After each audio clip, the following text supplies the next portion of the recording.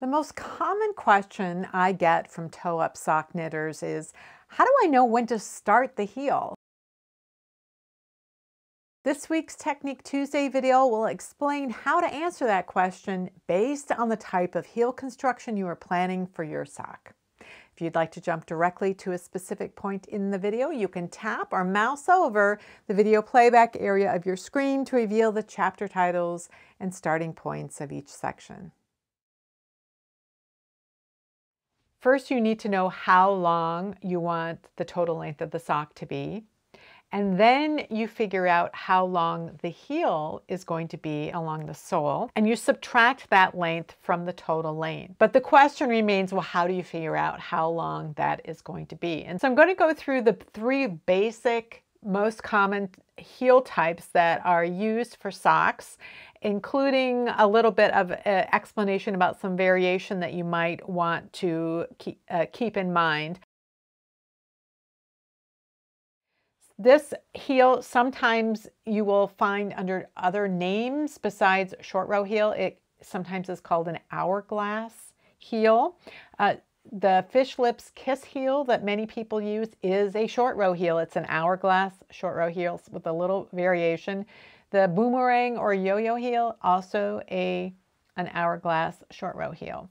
So the way that this heel is worked is over half of the stitches. Typically, it's what you do for any sock heel. You would use half of the stitches and you'd work in increasingly shorter short rows until you had about a third of the stitches remaining. And then you would work the second half of the heel in increasingly longer and longer short rows. So we really only care about how long the first half of the heel is, because that is the part that's going to be on the sole of the sock, and that's what we have to measure. We don't care about the second half of the heel. So let's use an example of a sock that has 64 stitches. That means we're going to have 32 stitches for the heel. When you work a short row heel, you want to divide it into thirds as equally as you can, and you will do the short rows until you're down to about a third. Well, you cannot divide 32 into thirds, but you can get close. You could do it by dividing it into 10, 12, and 10 so that there are 12 center stitches remaining, and these are the stitches on either side that are short rowed.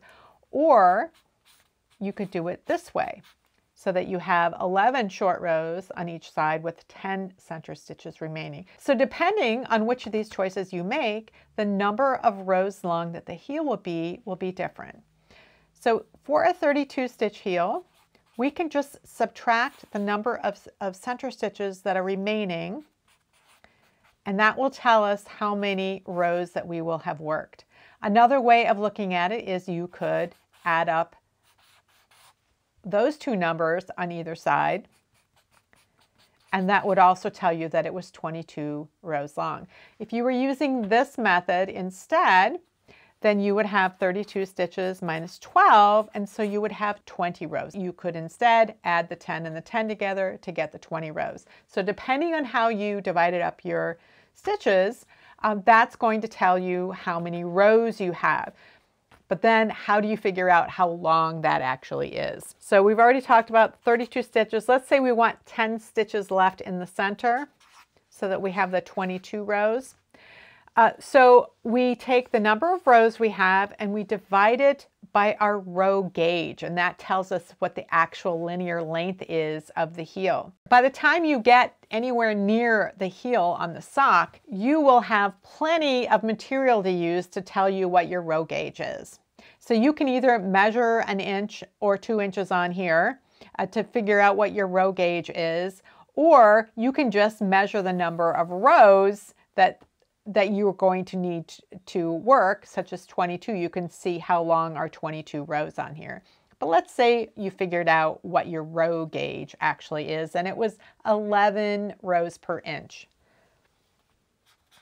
That would tell you that you are going to have a heel that is 2 inches in length. So now we can figure out when we start the heel. Let's say the total sock foot length we want is 9 3/4 inches. 9 3/4 inches, and then we can subtract the length of the heel, 2 inches. That would tell us that when the sock foot is 7 3/4 inches long, that would be when we would start that short row heel.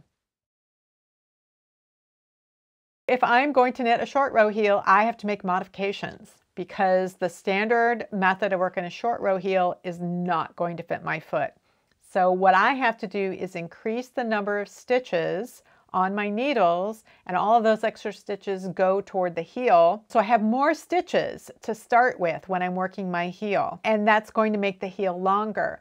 But in addition to calculating the heel for a different number of stitches, I also have to include the length of this gusset. So let's say that we had started with 64 stitches, and so we had 32 stitches for the heel for a standard short row heel, but we need to increase by, say, 6 stitches. So we're going to go from 32 stitches for the heel to 38 stitches. So I have my heel stitches, which is 32 plus the extra 6 stitches, that's 38.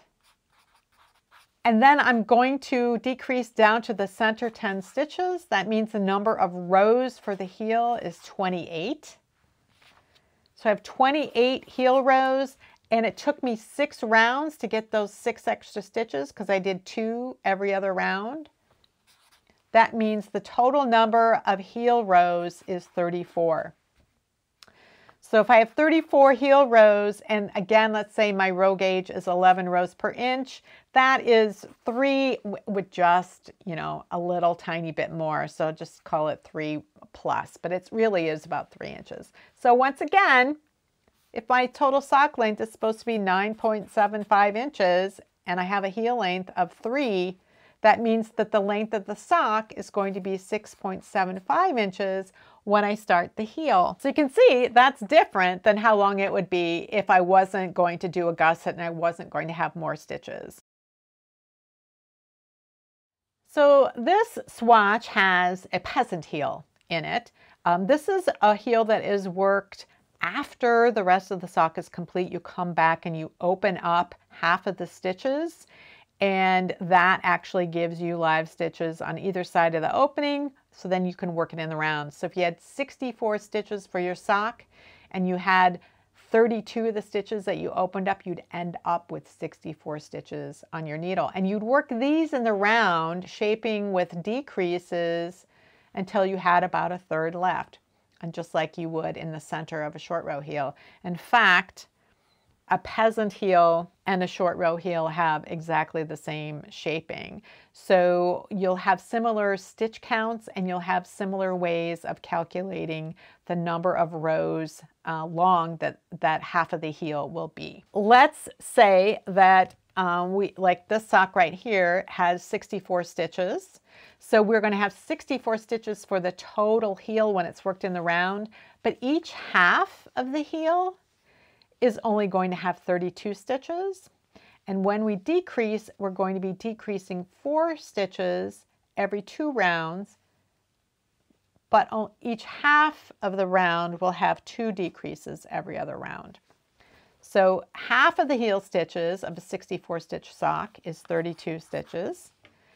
And again, we're going to decrease down to that center third. So if we have 10 stitches in the center, again, that's going to give us 22 rounds. So we have 22 rounds for the heel, and if our row gauge, again, we're going to say it's 11 rows per inch, then that would be a 2-inch heel. If you've worked a gusset before or afterwards, then you need to count for that just like you would in a short row heel. If I have a 9 3/4 inch sock and I have a 2-inch heel, then I would start it at the same place.